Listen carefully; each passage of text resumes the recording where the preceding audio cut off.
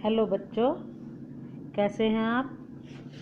Class 11 subject pol science स्वतंत्रता second chapter आज हम करेंगे।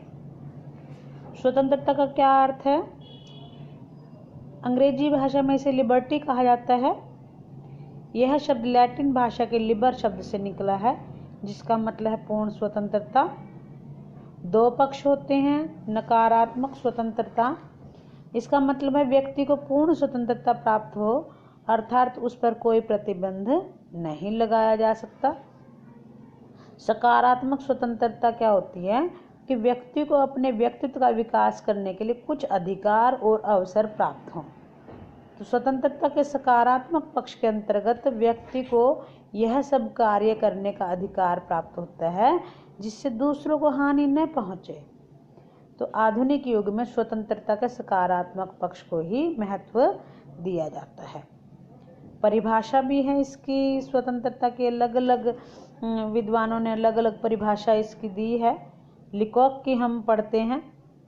स्वतंत्रता समाज में प्रत्येक व्यक्ति की कार्य करने की उस सीमा तक रोक टोक सहित स्वतंत्रता है तब तक उसके कार्य अन्य लोगों की स्वतंत्रता में बाधक नहीं होते।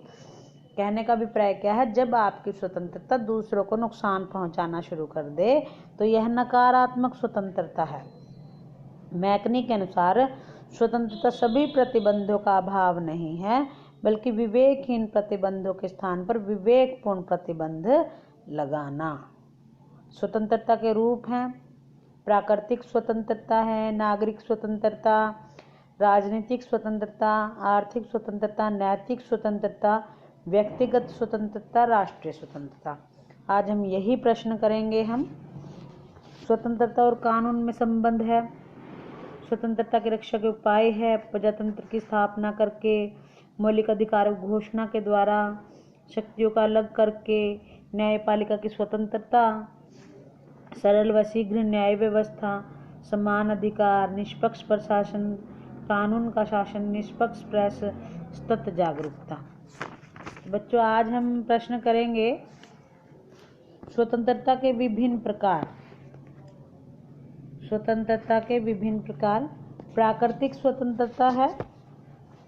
इसका मतलब है कि मनुष्य को राज्य की उत्पत्ति से पूर्व भी पूर्ण स्वतंत्रता प्राप्त थी। उसी को जो मनुष्य को प्रकृति ने स्वतंत्र ही पैदा किया है, लेकिन आज के युग में जो है ये प्राकृतिक स्वतंत्रता मान्य नहीं है। नागरिक स्वतंत्रता जो संगठित समाज का सदस्य होने के नाते प्राप्त होती है, वो नागरिक स्वतंत्रता कहलाती है। नागरिक स्वतंत्रता राज्य के अंदर रहने वाले सभी व्यक्तियों को प्राप्त होती है, जैसे जीवन की स्वतंत्रता है, संपत्ति रखने की स्वतंत्रता, भाषण देने की। इस प्रकार से तो प्रत्येक देश में, प्रत्येक राज्य में यह नागरिक स्वतंत्रता कभी भी एक जैसी नहीं होती। राजनीतिक स्वतंत्रता, इसका मतलब होता है कि जिसके द्वारा नागरिक देश के शासन में भाग ले सकते हैं। वोटिंग राइट है, वोट डालने का अधिकार, अपने प्रतिनिधि चुनने का अधिकार, खुद वो चुनाव लड़ सकते हैं, प्रार्थना पत्र देने का अधिकार। इस प्रकार से ये राजनीतिक स्वतंत्रता के अंतर्गत आते हैं। आर्थिक स्वतंत्रता क्या है। ये नागरिक को बेरोजगारी तथा भूख से मुक्ति प्राप्त हो, प्रत्येक नागरिक को काम करने के अवसर प्राप्त हों, और आर्थिक स्वतंत्रता में काम करने के निश्चित घंटे हैं, न्यूनतम वेतन है, काम करने का अधिकार है। इस प्रकार के ये अधिकार सभी शामिल होते हैं। नैतिक स्वतंत्रता का अर्थ है कि व्यक्ति को सत्य असत्य, नैतिक अनैतिक, ये सब उचित अनुचित निर्णय करने का अधिकार प्राप्त हो, स्वतंत्रता प्राप्त हो। व्यक्तिगत स्वतंत्रता, इसका अर्थ है कि व्यक्ति को उन कार्य करने की स्वतंत्रता हो, उस तक सीमित हो और उसके कार्य जो है किसी दूसरे को हानि न पहुंचाएं। राष्ट्रीय स्वतंत्रता, राष्ट्रीय स्वतंत्रता के अंतर्गत उस प्रकार राष्ट्र की उन्नति के लिए राष्ट्रीय स्वतंत्रता आवश्यक है। राष्ट्रीय स्वतंत्रता को अन्य सभी स्वतंत्रताओं का आधारभूत माना जाता है। इसका अर्थ है कि राज्य किसी देश के नियंत्रण में न हो, अर्थात राज्य बाहरी रूप से स्वतंत्र हो और प्रभुसत्ता राज्य के पास हो।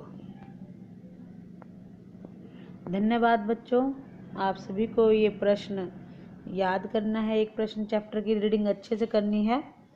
कल हम करेंगे एक प्रश्न, ये 2 ही प्रश्न जो हैं निबंध हैं आपके, बाकी सभी शॉर्ट हैं। धीरे धीरे हम इस चैप्टर को कंप्लीट कर लेंगे। धन्यवाद बच्चों।